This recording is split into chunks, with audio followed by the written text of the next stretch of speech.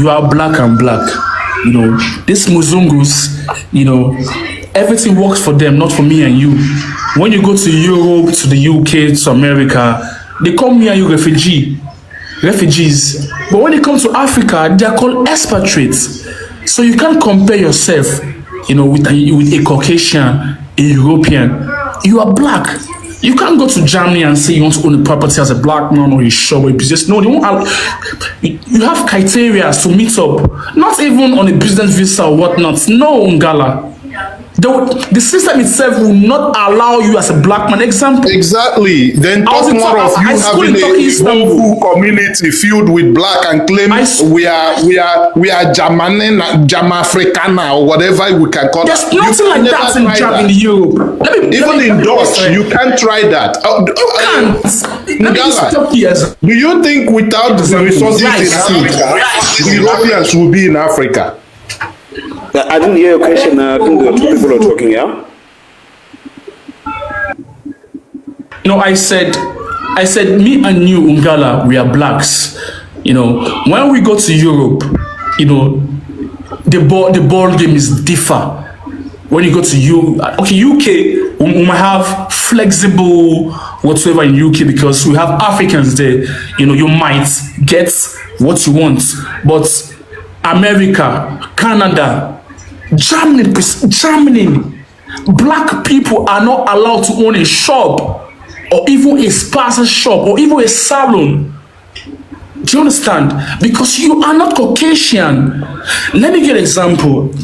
I school in Turkey, Istanbul. Example. Now, I have mostly Nigerians that had African shops, barbing salon, cargo where they do import and export. That was where myself as students, I go to exchange. Maybe when I want to pay my school fees, I go to meet those my Igbo brothers, who give me dollar, I pay naira into their accounts. Do you understand?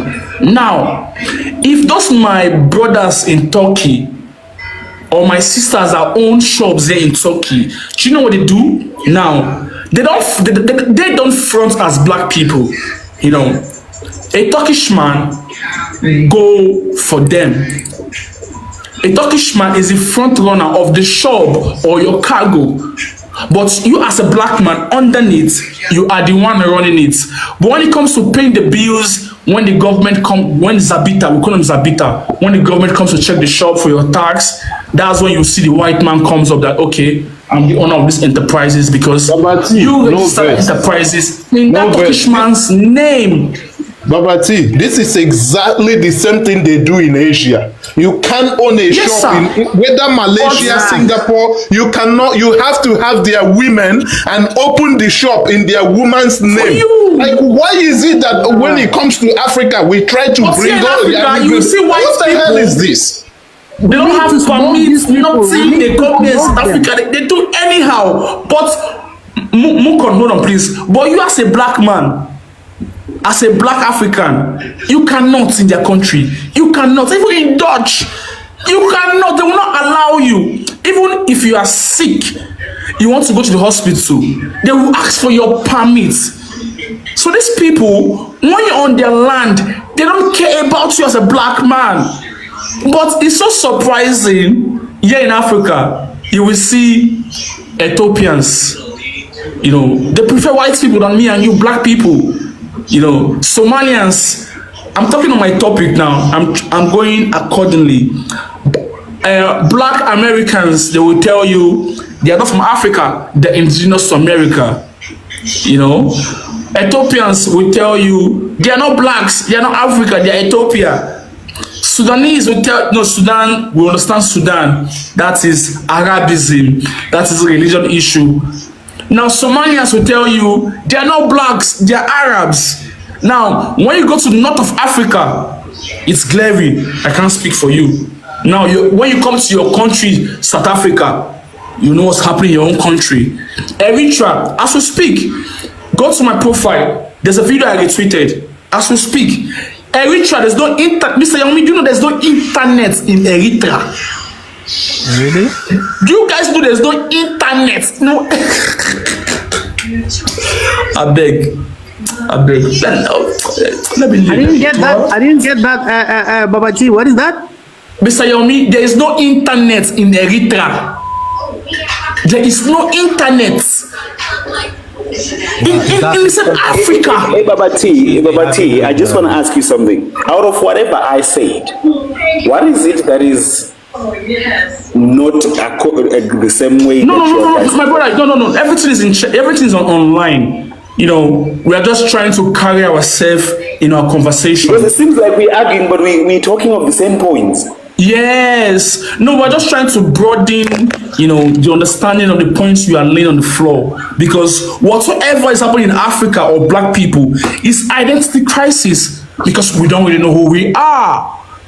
I think we're all in alignment, but I think the brothers are just trying to step it up a notch. Whilst I think that's what they're trying to emphasize. Not that I don't think they disagree with the point you make, because it's still in alignment with the Pan-African ideology. But I think they're just trying to step it up a notch. And more, to be specific, Mr. Ralph would rather have them make it well highlighted that they're actually second-class citizens of African countries. Right now, to be honest with you, when they come in, I don't think that's usually the case. And obviously, when we know they have high-level representation on the political scene in Africa compared to what we have on their side. I mean, to be specific, I'd say South Africa.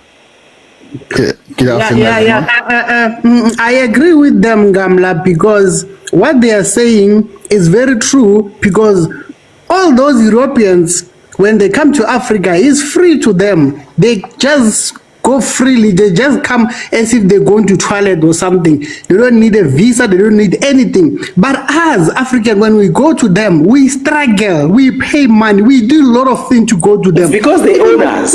Even the businesses, they are right, my brother, when they tell you about the business. If you are an African, you can't own a business in Germany. You can't. They won't even allow you to do that.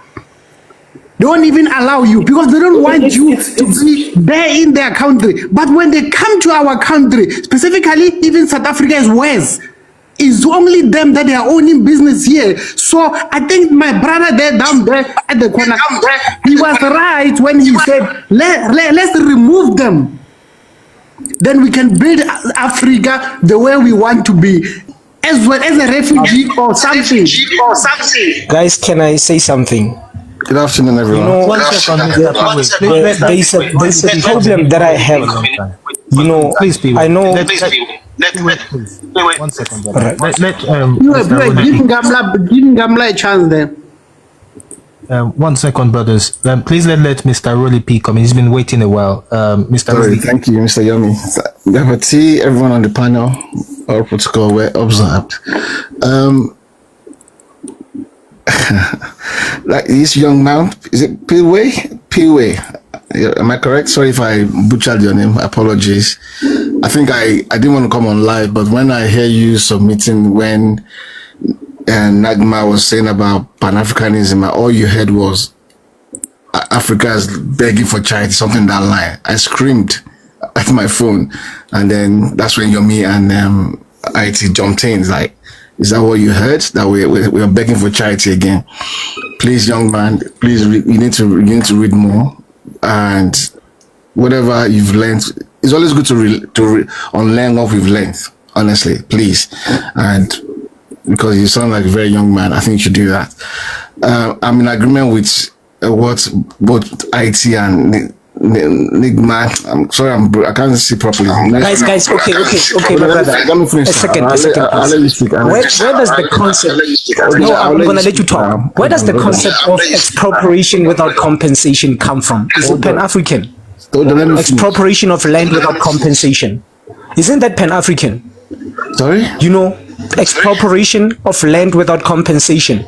Isn't that one of Pan-African ideologies? Okay, let me submit, and I'll let Ligma answer you, please. Okay, I'm in agreement that we need economic and power and political power, but before we can get the the economic power, I think water is an example of what we can achieve. That's why I agree. I agree with IT as well. We can't. I don't think we can just kick them out straight away. But let's take back our resources first.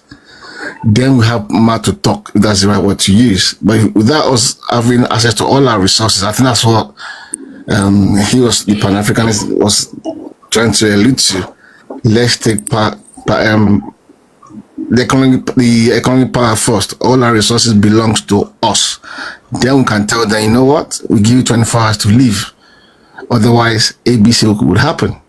But when you don't have the economic power, they just give you political power. Like, for example, what's happening in South Africa? Yeah, they ain't going nowhere. Or even Zimbabwe, to some extent. He agreed for 10 years, whatever, with them. And the time now you now question them.